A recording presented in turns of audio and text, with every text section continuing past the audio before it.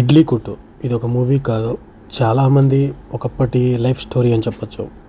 Real స్టోరీనే కానీ చాలామందికి connect అయ్యేలా సెంటిమెంటు అలాగే ఎమోషన్స్తో ఇడ్లీ కొట్టు అని చెప్పేసి సొంత డైరెక్షన్లో సొంత కథ ధనుష్ చేశాడు. నిత్యా మేనన్, అరుణ్ విజయ్, శాలిని పాండే, ఇంకా సముద్రకని, ఇంకా ధనుష్ వాళ్ళ నాన్నగారి క్యారెక్టర్లో రాజ్ కిరణ్ చేశారు.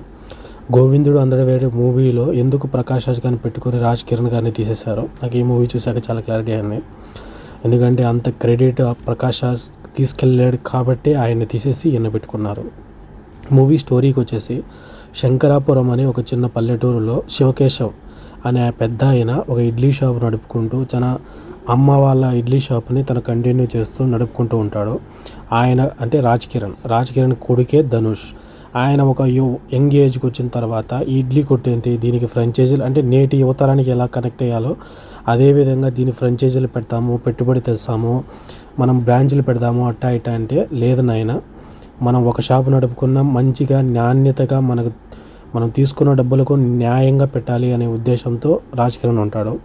ఆయన మాటలను కాదని చెప్పేసి బయటికి వెళ్ళి అంటే ఆ ఊరు వదిలిపెట్టేసి వెళ్ళేసి చదువుకొని హోటల్ మేనేజ్మెంట్ చేసి బయట దేశాలకు వెళ్ళి బ్యాంకాక్లో ఒక పెద్ద కంపెనీలో అంటే పెద్ద హోటల్ మేనేజ్మెంట్కి సంబంధించిన దాంట్లో సత్యరాజ్ కింద మెయిన్ లీడ్గా ఉంటాడు.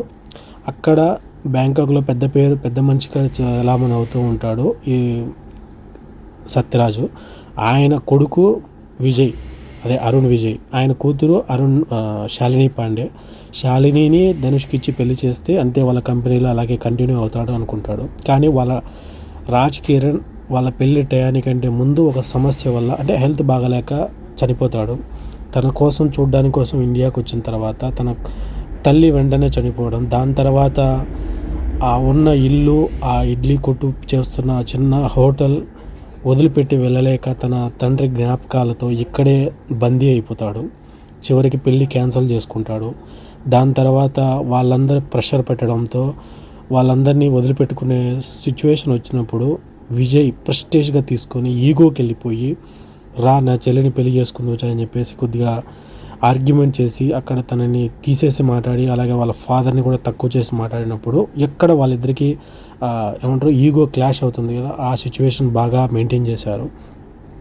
యాక్చువల్గా ఫస్ట్ హాఫ్ ఇంటర్వెల్కే మూవీ క్లోజ్ అయిపోతుంది. కానీ ఆ ఎమోషన్స్ ఏ విధంగా, ఎందుకంటే హీరో కొట్టాడు, అరుణ్ విజయ్ ఓడిపోయాడు, అలాగే సత్యరాజ్ అంత బిజినెస్ మ్యాన్ అయ్యుండి ఏ విధంగా రివెంజ్ తీర్చుకున్నాడు అనేది రివర్స్లో చూపించారు మూవీ స్టోరీని. మూవీ చాలా బాగుంది.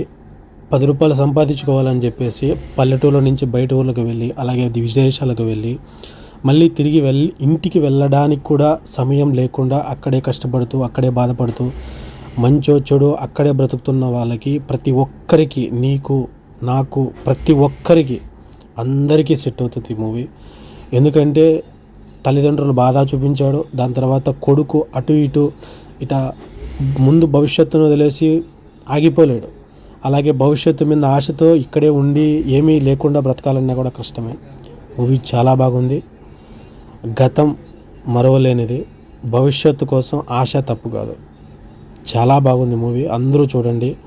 ఒకప్పుడు 90స్లో 2000లో ఏ విధంగా తల్లిదండ్రులు పిల్లల కోసం బాధపడ్డారు, నేటి యువతరం తల్లిదండ్రులను వదిలేసి ఏ విధంగా బయట దేశాలకు వలసపోతున్నారు, అలాగే వాళ్ళ ప్లేస్లో వాళ్ళు కరెక్ట్, వీళ్ళ ప్లేస్లో వీళ్ళు కరెక్ట్. కానీ మూవీ యువతరానికి చూడాల్సింది చాలా అవసరం. మ్యూజిక్ కూడా చాలా బాగుంటుంది. అలాగే క్లైమాక్స్లో మామూలుగా కొన్ని క్యారెక్టర్ రిలేషన్స్గా మా హీరోకు సపోర్ట్గా ఉండే క్యారెక్టర్ ఆయనది కానీ, దాని తర్వాత నిత్యా మేనన్ క్యారెక్టర్ కానీ, ఇంకా దీంతో సముద్రకని గారు కూడా ఒక కొద్దిగా నెగిటివ్ షేడ్స్ ఉన్న క్యారెక్టర్ చేశాడు. అంటే పల్లెటూరులో కాంపిటీషన్ ఉన్న క్యారెక్టర్. అందరూ చాలా బాగా చేశారు. ఊర్లో ఒకరికి ప్రమాదం వస్తే ఏ విధంగా ఊరంతా ఒకటవుతుందో, సుమారుగా చెప్పాలంటే ఒక 10 ఏళ్ల కిందట మా ఊర్లో జరిగిన ఒక సిచ్యువేషన్ గుర్తొచ్చింది.